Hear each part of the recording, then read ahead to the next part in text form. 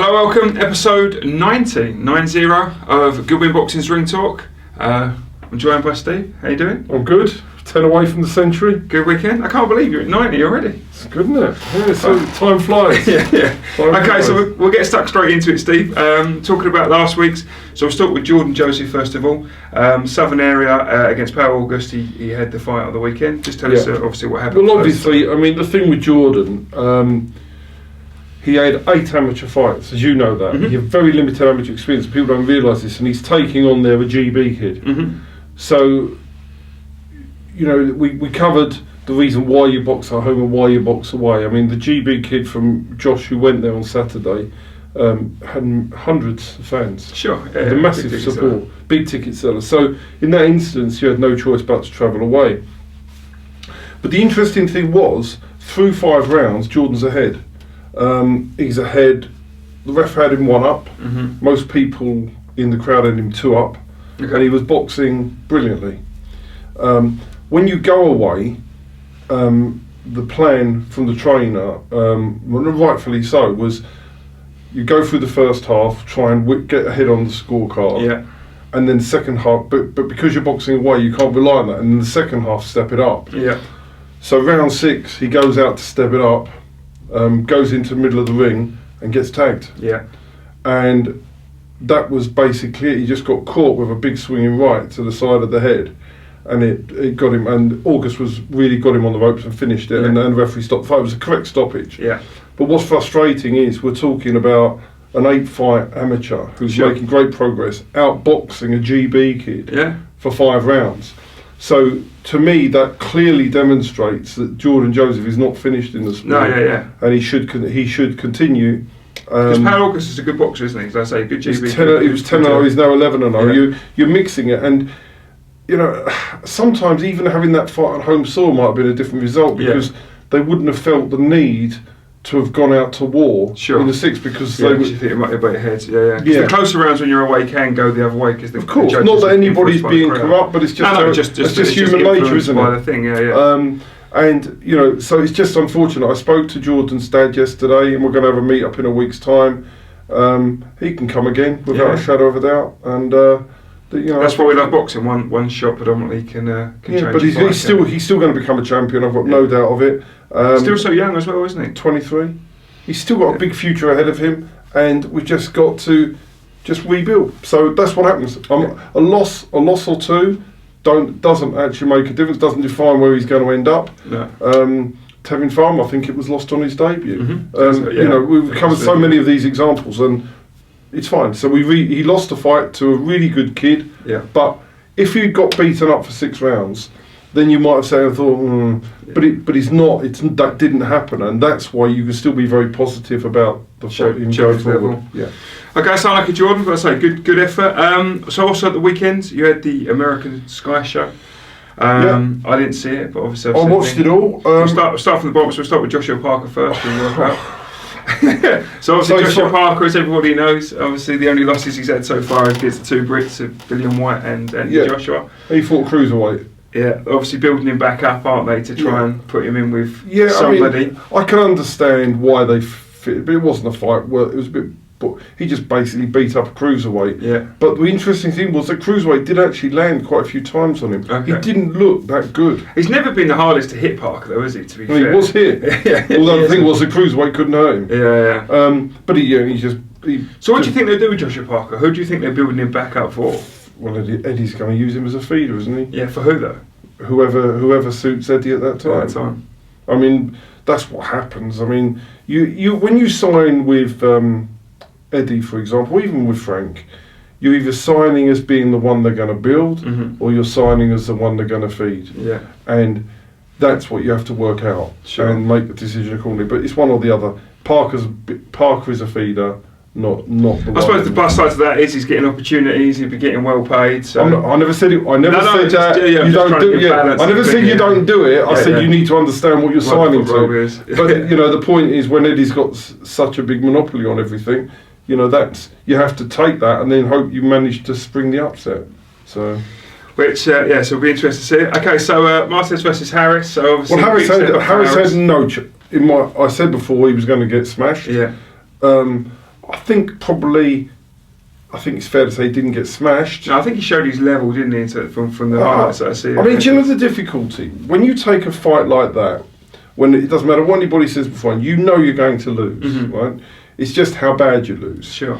But the key is, you either go there, get demolished, and that's you done, or you go there, you put up a great fight, and there becomes another opportunity. And I think what Jay Harris did was put up a great fight, so he gets another opportunity on the back of it.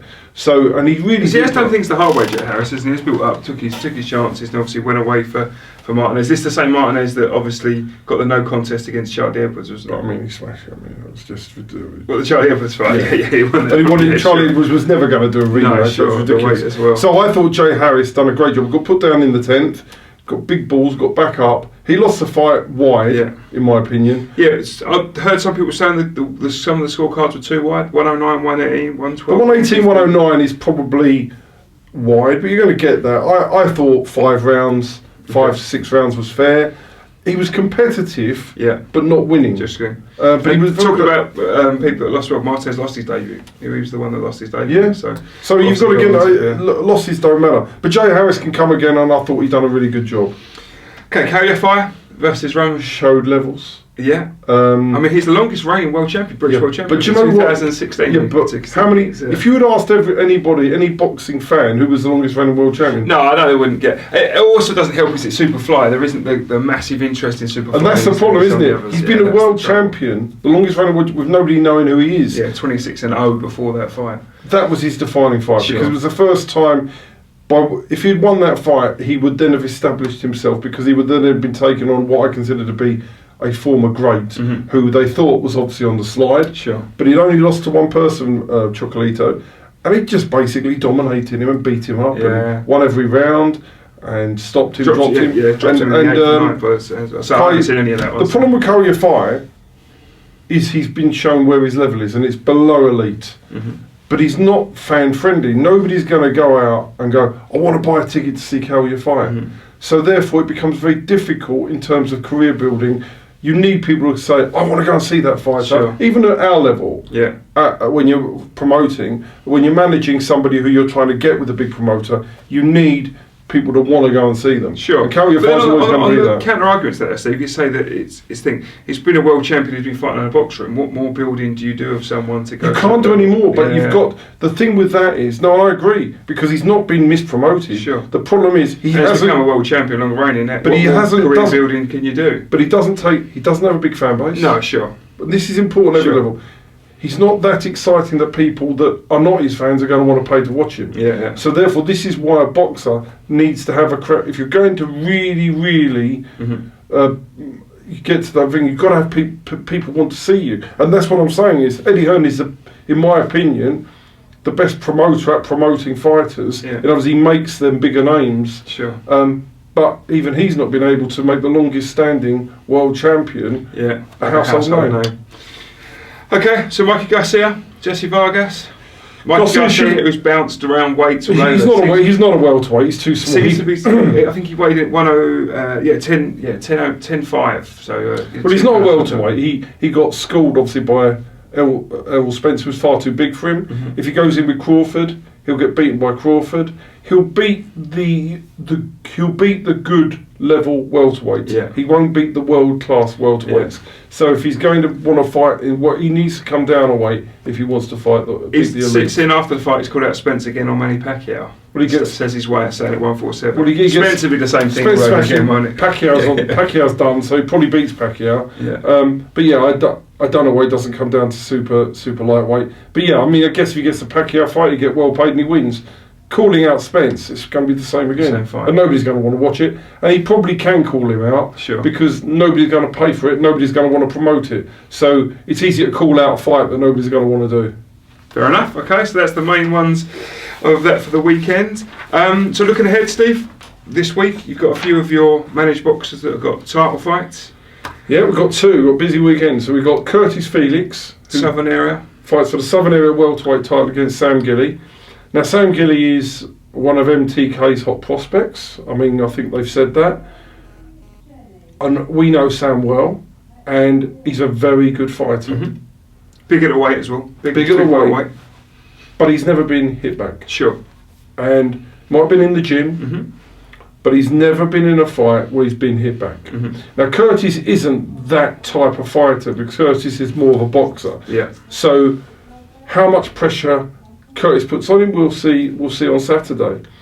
But I always reserve my judgment about how good a fighter is. I want to see him hit back. And we will see Curtis coming to have a go on Saturday. So we may see whether Sam Gilly on Saturday is the real deal, or maybe not the real deal. And I think that's what it's about. And he's had a brilliant camp.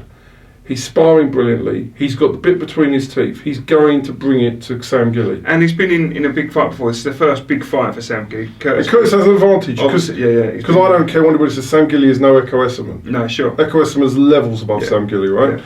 And good fighter, Echo Esserman. Really good fighter. He's one of the best fighters out there unsigned. Yeah.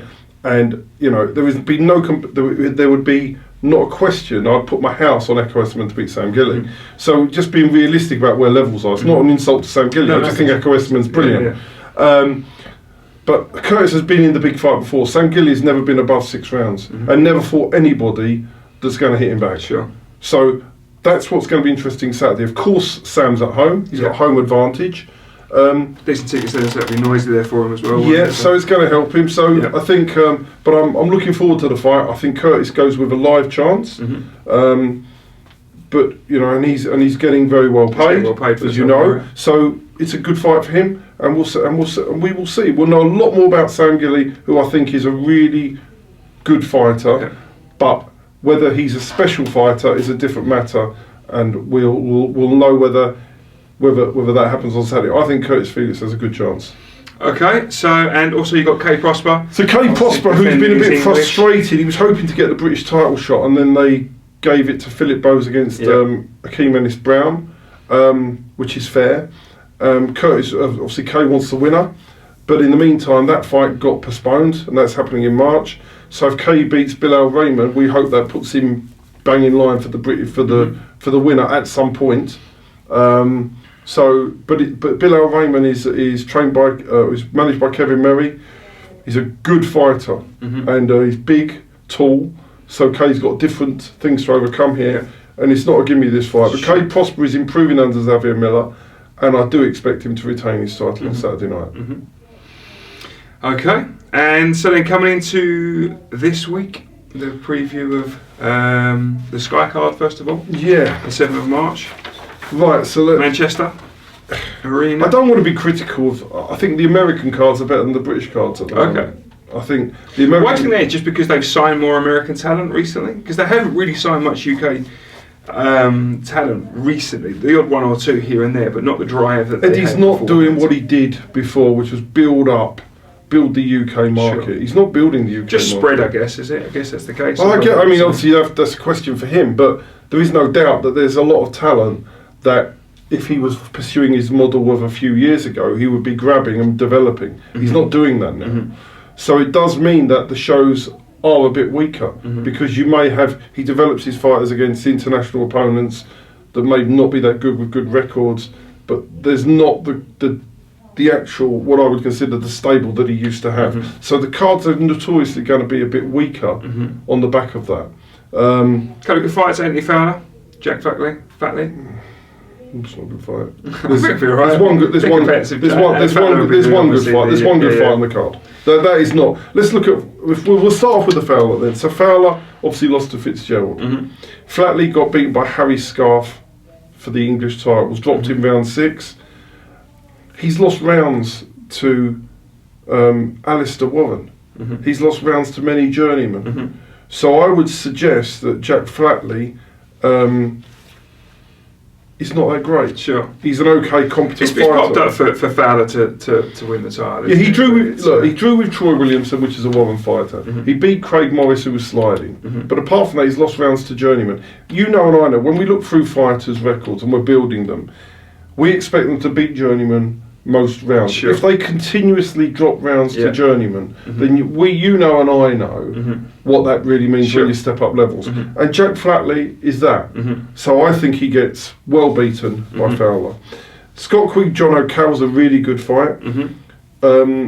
Quigg obviously has only lost to Cole Frampton and Oscar Valdez, but he's been out of the ring for a long time. Yeah, he's been sort of hit. Scott Quigg seems like he's been around forever, but obviously he's had big gaps, isn't he, in between. But he's 31 now, 18 months out. That can't be ideal. No, Change trainers again.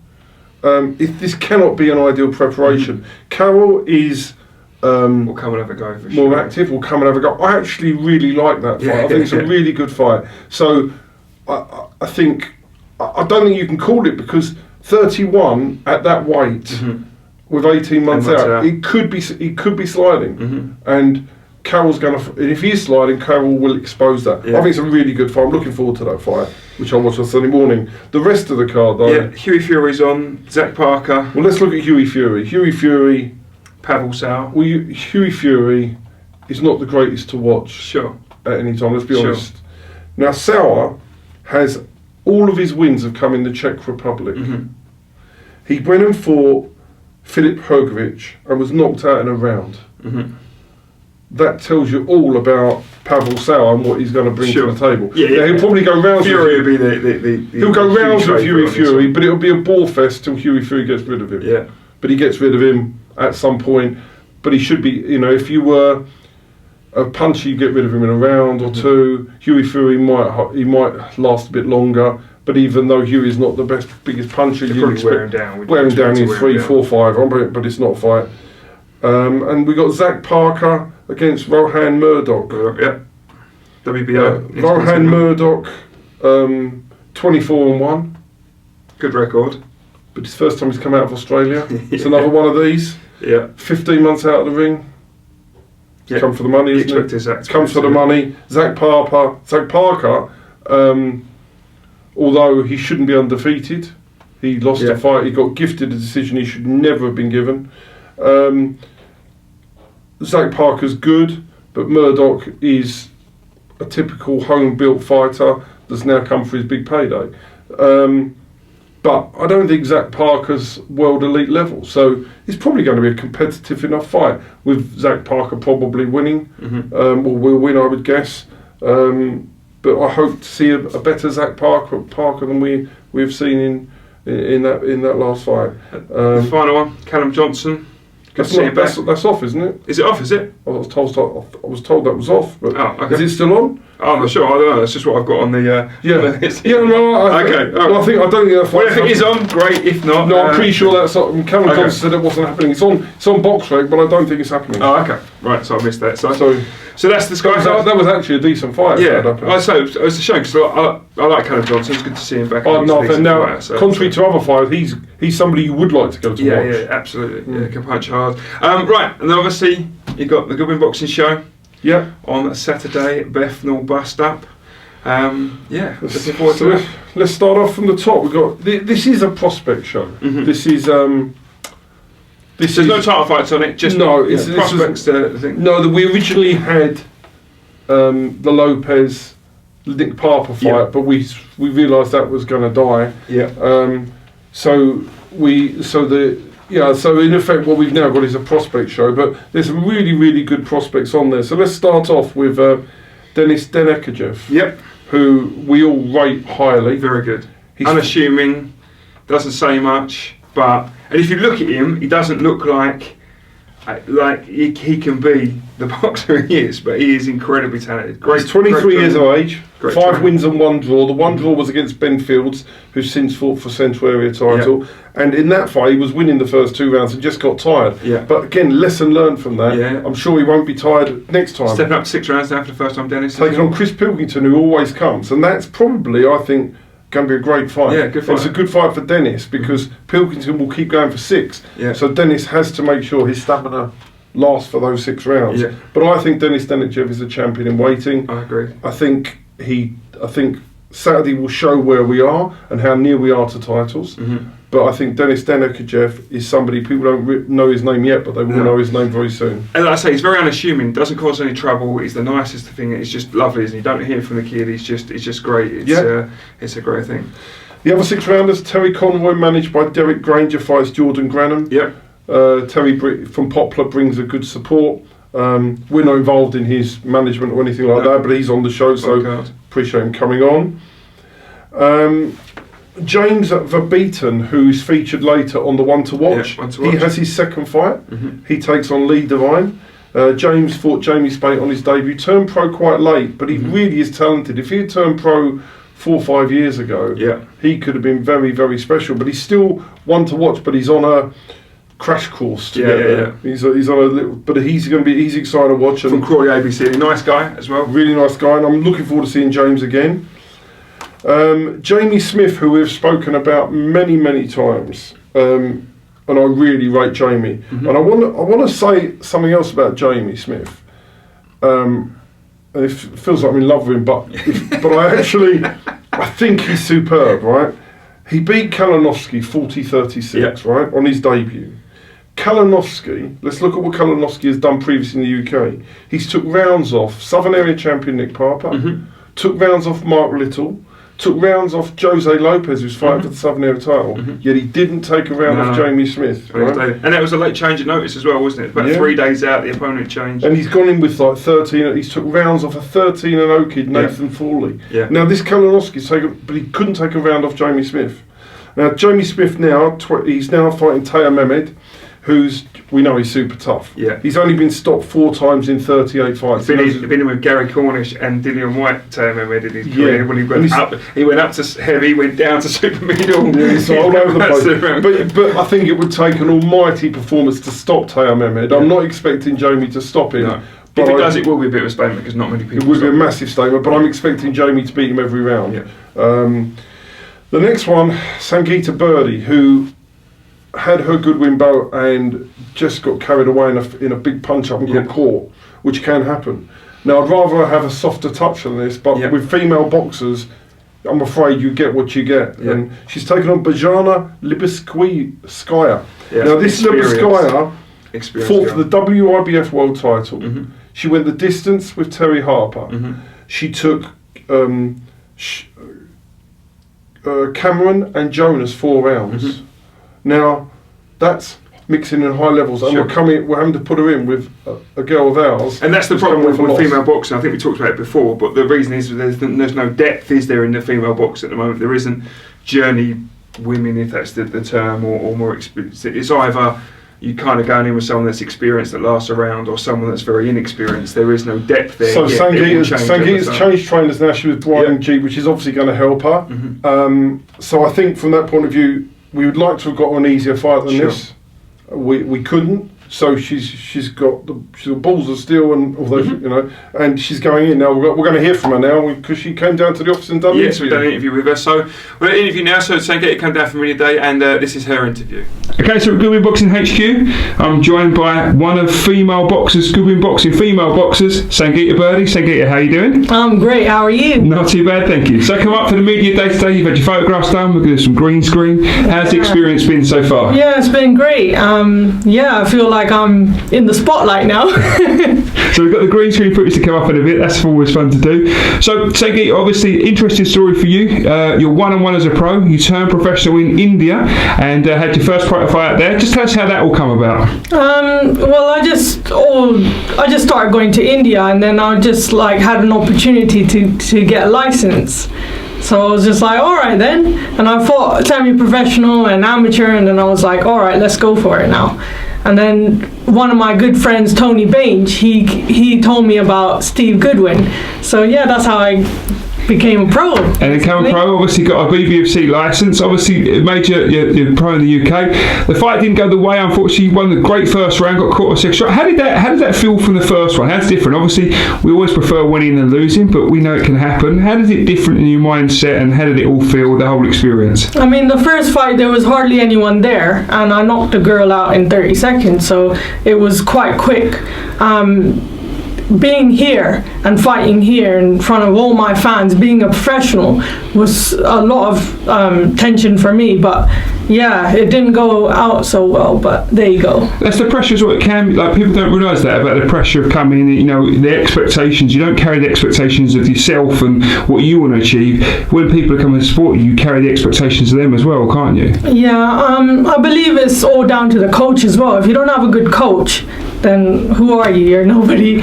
But I've got a really good coach now who's improving my skills, not trying to change me, not trying to make me somebody else. He's improving my skills, and he's amazing, and we get along so well, and I listen to him naturally, which is really good. So just obviously to mention there, obviously Brian Gee just recently joined up with Brian. Fantastic coach down at the State of Mind. What's the difference in terms of this camp from the last two previous camps? What is it? Is it more intense? Are you learning more things? What is the main focus on? I'm definitely learning new things, strengthening my skills. He's just improving my fitness altogether. I just feel like a different person, and he's just improving my shots as well. So excellent. So the 7th of March you're back out again. Obviously born in Canada as well, not Canada. So obviously tell us about it. You've been here for 25 years, but are a native born in Canada. Yeah, my mom's Scottish, so she was born here. But it's like a completely different country, It's so different here. The people are different. The environment is a lot different. But yeah, I love Canada as much as I love the UK. Practically been born up here, so it's that international appeal.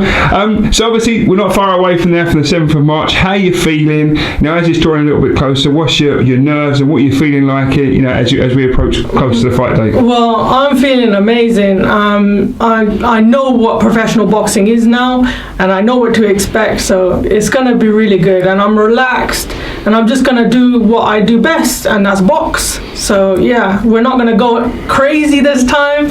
We're not going to do anything different. We're just going to be improving my skills, and we're going to win this fight. Excellent. So 7th of March, Sangeeta, if people seeing you for the first time, want to get in touch with you, want to get hold of you, how do they get hold of you? On Facebook, or you on Instagram, or your social media? I'm on every social media platform you can think of. Mainly Instagram would be the best place. Facebook is, my friends list is all full, but I've got fan pages as well. Excellent. All right, well, we look forward to your next fight on the 7th of March. Thank you. Thanks, Sangeeta, for that. So, Amar Kayani's next on. Brings good support, trained by Stuart Scott, for Jordan Graham on his debut, which is, Jordan's a very, very tough opponent for anybody on a debut. This time he fights a foreign import, Theodore Boyatiev, who's been over to the UK many times. Many times we've had him here before. Yeah, tough. Not many people stop him. Does go the distance. He can. And again, you would think that Amar would do well to stop him. Yeah. But this is part of Amar's learning group of fighting, different types of fighters, and so we're actually excited to watch Amar. He's very talented, and we're looking forward to seeing. But if he stops him, it would be a statement. So again, it'd be a tough fight. Jack Owen next, who is definitely improving under Jason Hart. He's only 25, but I think he's improving with every fight. Always in a good fight as well, Jack, isn't he? Good to watch. He's got Andy Bishop, who put down Ziggy McCauley in November, I think it was. Andy comes and has a go. So Jack, this will be a decent fight to watch. Again, Jack's building up the numbers. We've got to build up the experience, and he's probably 18 months away from probably title contention. But we'll be building him. He's a lovely kid, and they're good people to deal with. Kola Koyejo, managed by Elliot Stonebridge. He looked devastating on his first bout, didn't he? But he's going to do well to stop Daryl Sharp. Yeah, it's a really good fight. It's a really good fight because Kola is super talented. We see what he did to I've got these names. It's Iliev. So Iliev just took him apart in one. I think stopped him in the second round. Devastating. But Daryl Sharp is as hard as a coffin nail. Literally, will come and will be competitive and will fight. So it's expect Kola to be too much for Daryl, but it'll be interesting to see. He won't get Daryl out there. I wouldn't have thought. No, I don't think so either. Daniel Mendes. He's second fight back after losing his Southern Area title to Nick Parker. Obviously, after he fought Nicky, right decision, changed of trainer, gone to Brian G. And I think after this we'll be looking for a big fight. Yeah. But he's got Dmitry Kalinowski, who's somebody we just spoke about, who takes rounds, rocks people. So this is no gimme. So again, Daniel's got to come through this, and then we can sit and look. Expect Daniel to win, think to be comfortable with it, so he doesn't get caught up in anything silly. But Kalinowski will ask questions of him, which is what you want from Mendes at this point, right? Obviously, was the Southern Area champion, lost it. You look into him. You can't give him blowovers all the way through. He's going to have a couple of fights to get him back into the title mix. And it's important that he does the right job here. So delighted with that. to see Daniel hopefully get through this and then move on. Harry Armstrong makes his professional debut, long awaited, had a few issues that's kept delaying it. We're underline, we're finally there. Yeah, he's trained by Don Charles in Finchley. He takes on Miloslav Pavek. I'm expecting big things from I'm expecting big things from Harry. Yeah. So, like, heavyweight's always exciting. And apparently Josh was down, obviously, in Bristol on Saturday. Yeah. And the team were raving about how well Harry's doing. So we're looking forward to see him make his debut. Excellent. Constantin Ursu from Plymouth with Marley Dan has his second pro contest. Yeah. He fought in Plymouth last time, fights here, goes again to Plymouth next month. Yeah. And he takes on Theodore Nikolov. I think it was 110 out of 120 amateurs he won or something like that. Yeah, massive amateur record there. I think he won 110 out of 120 amateurs or something crazy like that. Ridiculous. So, top international amateur. So again, he's going. And Nikolov as well, obviously been here before. He doesn't win very when he comes here, but has been the distance with a lot of good people. If Constantin stops him, it will be a statement, because Nikolov will hang in there. He is fit. He will ask some questions, but it'd be interesting to see, because Constantin obviously on the Plymouth last was a little bit nervous in his debut. Wasn't he? Heard good things about it. Didn't perform perhaps as well as we would hoped he would perform, but still good performance. But that can happen with debuts, can't it? Oh, so for sure. You never take notice of a debut. So we'll tell more on it in the second fight as he come up. Yeah. And finally, Adam Martin's charge, Rob Garvey, brother of Kirk, makes his professional debut. I don't know that much about him, but he takes on Dan Blackwell, and it's glad to see Dan back Blackwell in the ring. Great to really see him. Great on the road fighter. So that tough concludes as well. Tough man. That concludes the card. So there's some really interesting prospects to look out for. If you highlighted the fights that are going to be the best fights, I'd probably say Denis Dekikajev against Chris Pilkington, and probably the Sangeeta Birdi fight. Good fight as well. The rest of them are. I genuinely can't see anybody else being at risk of losing. I can't see that. Obviously, Daniel's got to keep out the big punching Kowalski. But they are the two where I would say that the opponents are going to bring it, and they're going to be the most competitive fights of the night. Okay, so the first one of the season, so it's good back. So Steve, moving on to one to watch. I know we've spoke a little bit earlier on about James Verbeeten. We've got an interview with him, which we'll go to in a second. But you've touched on James already a little bit. But it's a shame he turned over pro so late. Yeah. So how does it change? I know, but just for the people watching, when you've got someone that turns over, and this may be obvious, so apologies if it is, but you've got someone that turns over at 22 and someone that turns over at 30. What's the differences? The difference is at 22, you're building towards their peak's going to be 26 to 28. So you're building slowly, and you're building like we did with Brad Pauls, who's now 26. We built him, we had him from 22, and we built him to where he's going to be at his best at 26. We've done that. Same as Linus Udofia. And if you get somebody turn over at 33, you can't be sitting there going, okay, he's going to be at peak at 37 to 39, so we're going to build him for that. You've got to get it built up quick, get him thrown in, get it cracking, and get the whole thing done. So that's a totally different, it's going to be a far more rushed procedure. So after this one for James Verbeeten, he's got it up to 6. Yeah, you live up to 6 rounds quicker, don't you? And just have to get through the whole process. Okay, so we're going to go to an interview now with James Verbeeten when he's here, so we'll put that up on the screen now. So at Goodwin HQ, we're joined by undefeated professional James Verbeeten. How you doing, James? Yeah, good, thanks. So, want to know, James, I know obviously you've been an amateur for a while, turned over a little bit late. You had your pro debut last year. Just tell us how that was, how that experience was. Yeah, it was good. It's a good experience, yeah. It's a long time coming, and I really enjoyed it, and I'm looking forward to getting back out again. So for people that haven't seen you was obviously amateur a long time. What made you turn over so late? What made you decide this is the right time now to turn professional last year? I wasn't really getting many fights amateur, just only getting out sort of 2 or 3 times a season. There's not many boys around the area that matched up with me, and I just don't know, I thought it'd be better suited to having a go at the pros, being strong and that, so I just thought I'd give it a go and have a little venture into that instead. So young amateurs watching this, what's the main differences that you found from going from the amateurs to the pros? What was the main sort of standout things that was different for you? I think in the pros they tend to stay in close a lot more. that suits me. And also I like the idea of having a certain date that you're definitely fighting on. With the amateurs, you know, you just got to be on standby all the time, and then the bouts fall through. With the pros, obviously, you get a date and it always happens, so just suits me better in that respect as well.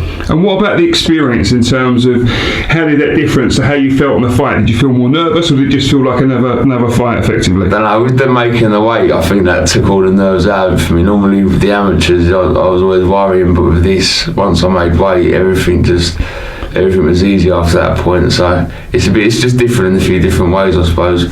It's a lot more like, goes into making the weight, a lot more into the training and stuff. So I think you get a lot of confidence from that once that's all done. So just talking about that, obviously weight making is one that is almost as hard as fighting sometimes. How is weight making for those that's watching this that's never made weight before? How difficult is making weight for you? It's horrible, much more horrible than I thought. Like, yeah.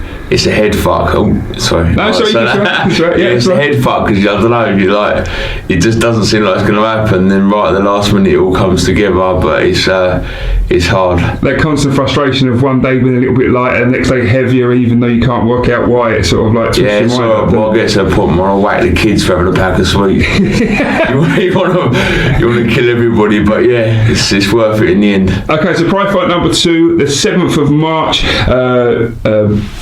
BETHNAL Bust Up, I think the show's called, off the top of my head. Yeah. How are you feeling? We're obviously only a few weeks away. How are you feeling for it? Yeah, I'm feeling good, yeah. I've had a few little issues and stuff, but I'm feeling good now, and I'm ready to go and give it 100% and see how I get on, so yeah. Has the second camp been any different from the first, or is it just much of the same? Yeah, it's been pretty much the same, really.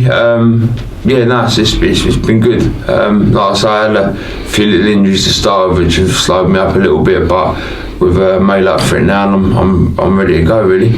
All right, James, so if people want to get hold of you, are you on social media, on Facebook, on Instagram? How can they get hold of you? Just go on my Facebook or on my Insta. I think Instagram's James V103 and Facebook's just my name. Just go on there and give me a message and that, and get some tickets out if you want to come. Excellent. All right, James, well, thanks so much today. All right, thanks a lot. Okay, so James is out on Saturday, 7th of March against Lee Devine. Okay, moving on. The Trevorism.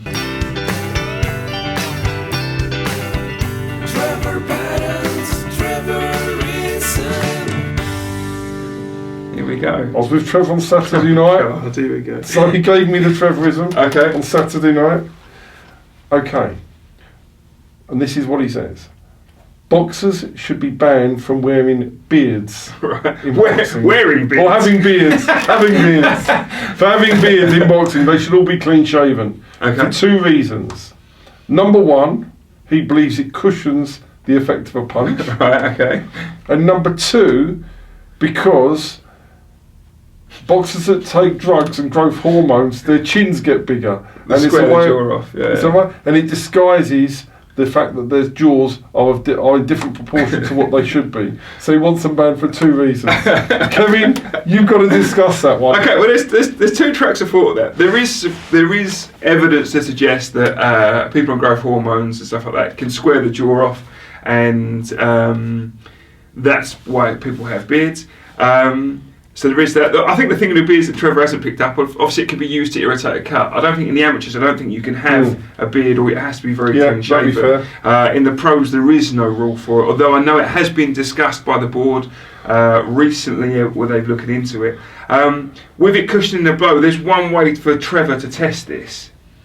So what we should do is we should get Trevor here one day and get him to take a right hand from someone, and then he can grow a beard and then come back and then take another right hand from the same person, and he can tell us if it feels any less. So I think that's for you, Trevor. I think if you grow a beard, we'll get you chinned a couple of times, and then you can. That's a good idea. Yeah, the only thing I would say about beards is it could potentially use it. It doesn't obviously cushion the blow.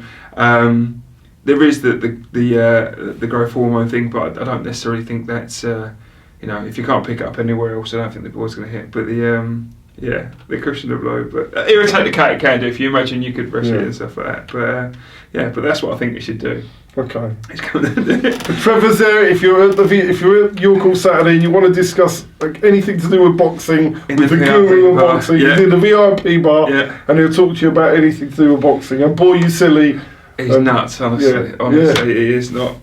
Your choice of friends is questionable. Okay, so moving on to the quickfire quiz. So Ramez Mahmood had been calling out for a long time. He'd been on every post that we put out about the quickfire quiz. I'm gonna come. I'm gonna show you. I'm gonna show you what we're about to do. So we'll cut now to Ramez's quiz and see if he can back up those words. Welcome to the Quickfire Quiz, and we have an historic moment that we have been waiting many, many months for. The most intelligent and knowledgeable man in boxing is here. He's not only a boxing champion, he's a teacher and he's a boxing historian. Welcome to Ramez Mahmood, who is guaranteed he's going to be near the top of the table. He's got Paul Sinfield to beat, who's on 5. A couple of people on 3, I think it is, but you'll see the chart coming up now.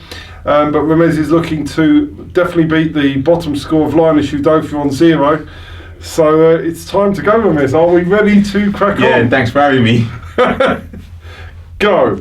Who did Lennox Lewis beat in the 1988 Olympics for the gold medal? Really well. Correct. Which boxer was undisputed middleweight champion 1980 to 1987? Marwanagla? Correct. Joe Calzaghe's last fight was in November 08 at Madison Square Garden against who? Roy Jones Jr. Correct. Sorry. Who is the current Southern Area Bantamweight champion? Bantamweight? Is it vacant? Correct. Who did Richard Comey beat to win the world lightweight title? Oh, I should know this. You should. Oh, I can't remember the fella's name. Chaniev. Name the current British super featherweight champion. Kakachi. Correct. Which Irish boxer was known as the Celtic Warrior? Steve Collins. Correct. In July 1986, Frank Bruno lost in the WBA World Heavyweight title fight to who? Mike Tyson. No, Tim Witherspoon. Who is the current British bantamweight champion? Lee McGregor. Correct. Time. How many was that? A lot. I ran out. So let's have a look, Ramez. I definitely think you're leading. So we got the McGregor question correct. We didn't get the Bruno right. You got Steve Collins correct. You got Kakachi correct. You got the Richard Comey wrong. Tonight I should have got that. The vacant you got right. The Roy Jones you got right. The Hagley you got right. And the Riddick Bowe you got right. I think this is an absolutely sensational performance. 3, 4, 5, 6, 7. This man really is the real deal. I'll claim it. The Iceman has been defeated and has been melted. We have a new leader, and I think it's going to be very, very tough to beat this man. But thanks, Ramez, for coming on. Thanks for having me. Cheers. Well, he did. Ramez Mahmood. He's He's a man full of intelligence and boxing knowledge. You was really impressed, weren't you? I remember you come up saying he really knows his shit. Like. Yeah, and the Iceman has been demoted. Yeah. He melted the Iceman. Paul Sinfield has been demoted. Ice Blast. Will that get beaten? Will Ramez? I don't think that ever gets beaten.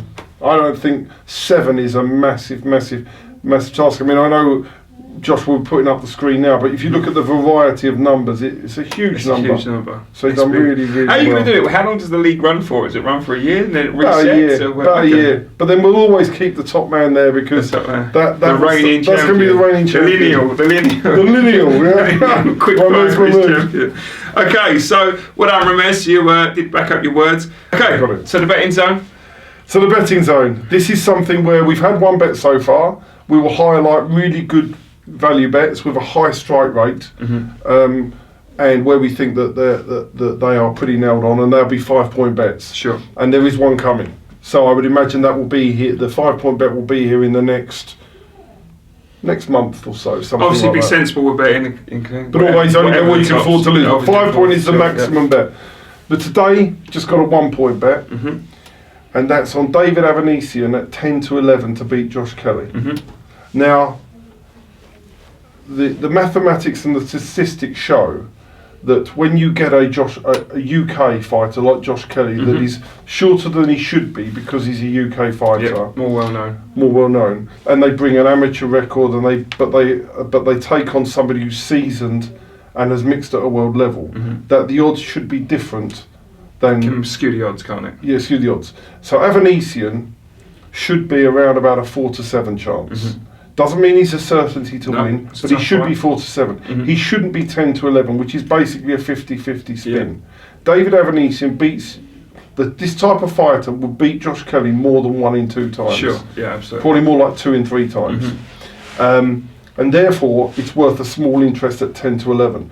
Now, the way the fight will work will be here is Kelly will obviously be the slick boxer, and Avanesian will hunt him down. Try and walk him down. Now, he can't, bearing in mind that if you imagine in the first fight that Adam Booth threatened to walk away because it was a 12 round, because it was 12 rounds. So he's obviously concerned the more rounds, the worse it gets. And I believe that too. So I think you will find that Avanesian catches up with Kelly and basically stops him. I don't only think he wins, I think he stops him. Stops him late. But for the point of view of this bet, we'll have 1 point on at 10 to 11 for Avanesian to beat Kelly, and we will publish as we go through at the end of every month a list of the bets. So we won't hide from them if we're wrong, but the point is we expect and hope to give you profitable betting options over the year, and this is a small bet, and it's the smallest we will do, but the point is with this betting zone, I can't just wait to put 1 bet on every 3 or 4 months. People get bored, so we're going to have to put the smaller bets up. But it's 1 point on Avanesian at 10 to 11 to beat Josh Kelly. Okay, well, I think that wraps up for episode 90. So once again, thanks for joining. If you haven't followed us already, follow us on the social media. Goodwin Boxing on Instagram, Twitter and Facebook. And if you're not subscribed yet, please subscribe so you get updated every time a new episode comes up. Steve, thank you very much, and we look forward to catching up with you next week. Cheers.